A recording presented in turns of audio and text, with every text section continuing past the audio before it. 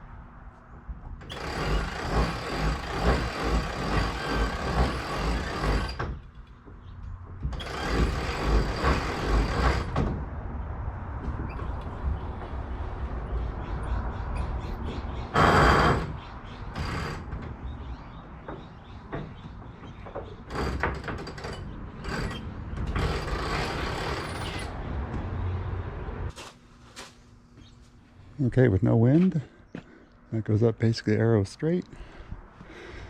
Lands nicely in here. Bunch of dirt falling out from inside the mast.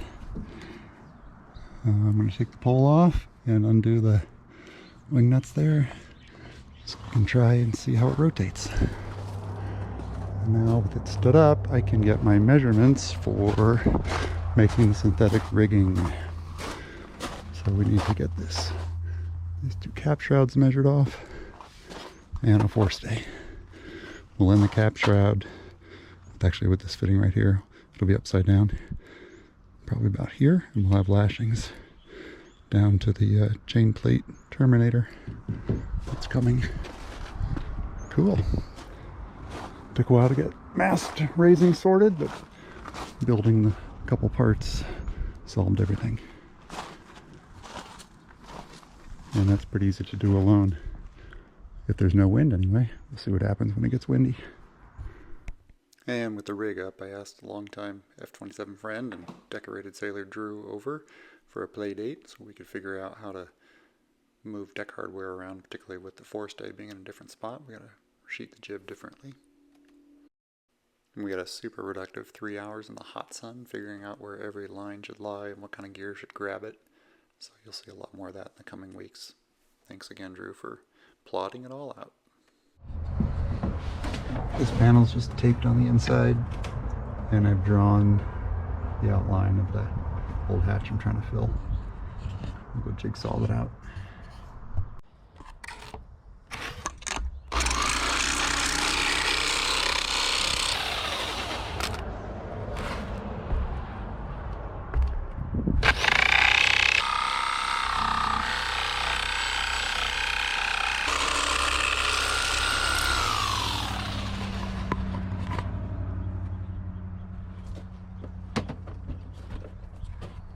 Yay!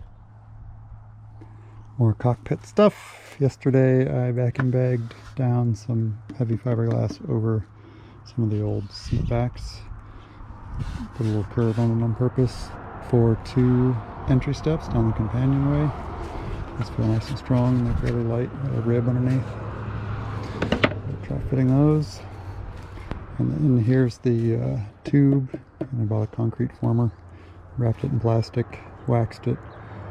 I know I'm never going to get this to slide off, so I've made a little slit down here with the multi-tool, and we'll pop this off and do some more glassing, put the seam back together for the tunnel that will be the emergency supplies. So we can pop this thing off.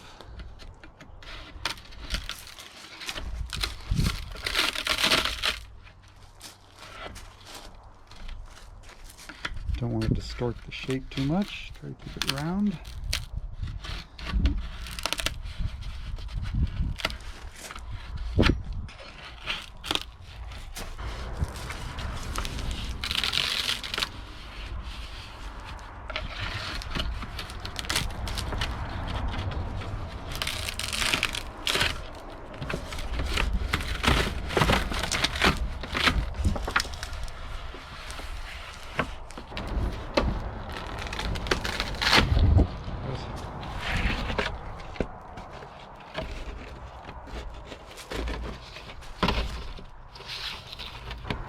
Okay, so we'll tape the inside of that and seam that back together to make a tube.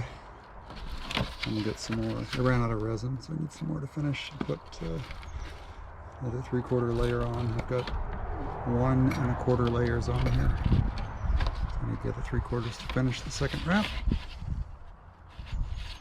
Cool. And we'll install that. And we'll have 6-inch openings on this end and the other end. You can store the radio and the flares, signaling devices inside this tube. Well, I said I wasn't going to do any longboarding on this boat, but I want these patches to completely disappear, so we better check for low spots.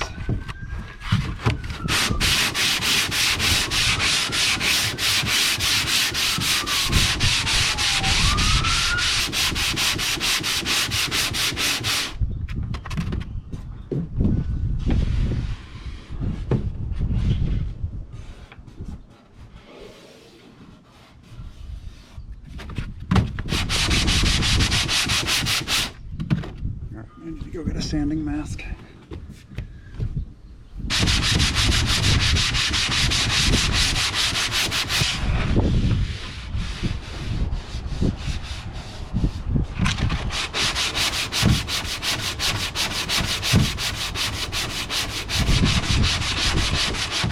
So this worked. 8-inch concrete piling tube covered in plastic tape. So that waxed. Did 2 layers of same chop strand mat that we used on those combing boxes.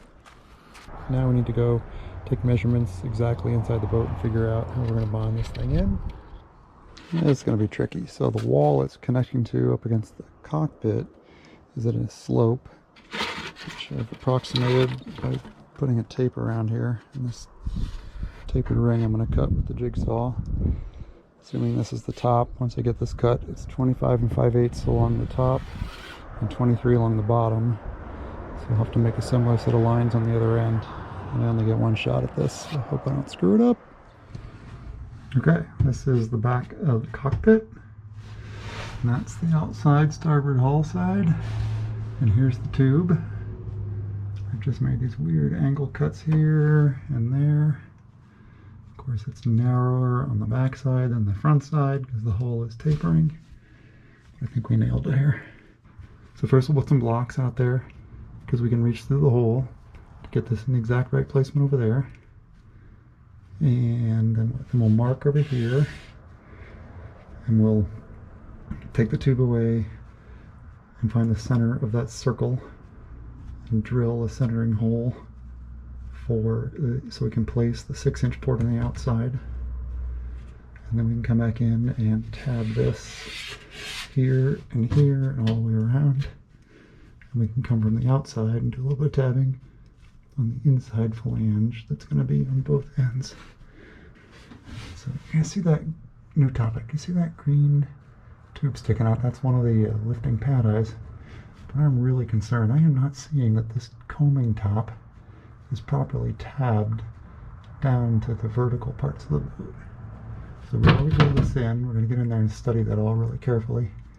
And I probably need to add reinforcements all the way around back there. We're going to make that a lifting eye.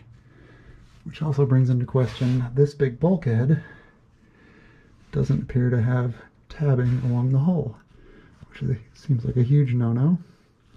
So I'm going to go back to the plans and start evaluating every assembly instruction and make sure that this thing's actually been finished.